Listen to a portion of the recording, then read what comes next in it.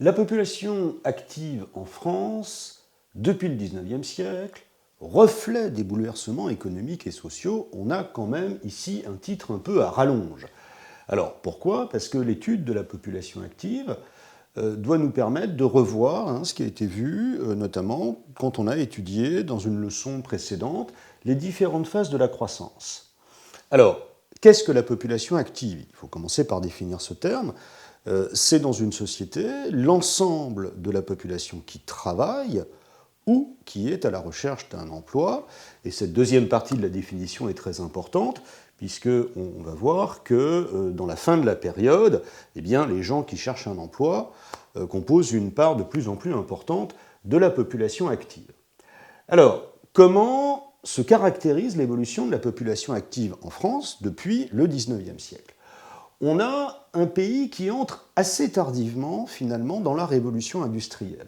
En effet, la France est un pays de tradition rurale, de tradition agricole, pour tout un ensemble de raisons, parmi lesquelles on peut souligner les aptitudes du territoire français, qui est un territoire vaste, fertile, ouvert à des influences climatiques favorables à l'agriculture, mais on peut aussi évoquer l'organisation politique de la France sous la monarchie, on peut même remonter jusqu'à la féodalité, qui est un système qui a vraiment structuré une société rurale dans les campagnes. Si bien que en 1880, c'est encore la moitié de la population active de la France qui travaille dans le monde rural. Alors, ce monde rural se transforme à la fin du XIXe siècle à cause de plusieurs facteurs.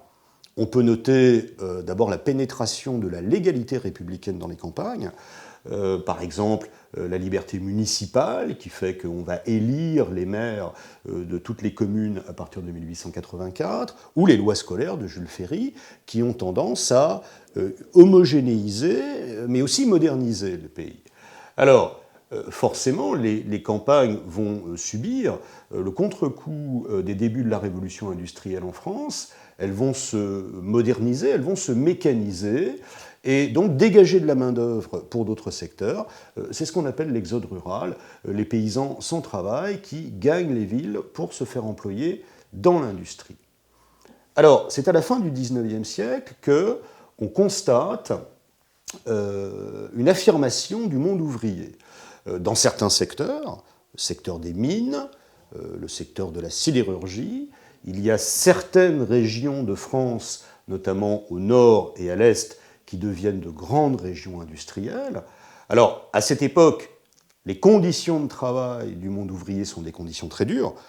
D'abord parce qu'on travaille dans des secteurs qui sont dangereux, pensons à la mine, mais l'action syndicale, qui est permise à partir des années 1880, va permettre d'obtenir des améliorations. On peut mentionner deux dates. D'abord 1919, pourquoi? Parce que c'est la date à laquelle le Parlement vote la journée de 8 heures, qui est une vieille revendication du monde ouvrier. Et puis on va citer, pour conclure sur cette première partie, l'année 1936, qui est intéressante à deux titres. D'une part, parce que ça représente comme une apogée du monde ouvrier, c'est l'époque du Front populaire, c'est l'époque des grandes grèves du printemps 1936 et de nouveaux acquis sociaux que les travailleurs vont obtenir. Mais c'est aussi une date bien commode parce que 1936 correspond à un moment où la population active de la France est divisée en trois tiers, à peu près équivalents. Un tiers dans l'agriculture, un tiers dans l'industrie, un tiers dans le secteur des services qui, lui, est amené à se développer dans un deuxième temps pendant cette période des Trente Glorieuses, qu'on doit donc bien maîtriser en première, et qui commence après la Seconde Guerre mondiale et qui s'achève dans les années 1970. Alors, on constate dans cette période des Trente Glorieuses un poids très important de l'industrie. C'est dans les années 1970 que le pourcentage de population active qui travaille dans l'industrie sera le plus élevé. On atteindra jusqu'à 40% de la population active dans le secteur secondaire. Mais c'est aussi un moment où il commence à y avoir une critique du travail industriel, qui est un peu déqualifié, qui est un travail à la chaîne, dont on dit que c'est un travail aliénant. Et il commence à y avoir une insatisfaction par rapport... Ce n'est plus la même ambiance qu'avant la guerre, lorsqu'on était très fier d'être ouvrier. On l'est un peu moins à l'époque des Trente Glorieuses. Alors, ce qui est très important aussi, c'est que c'est la période pendant laquelle l'emploi va se tertiariser en France.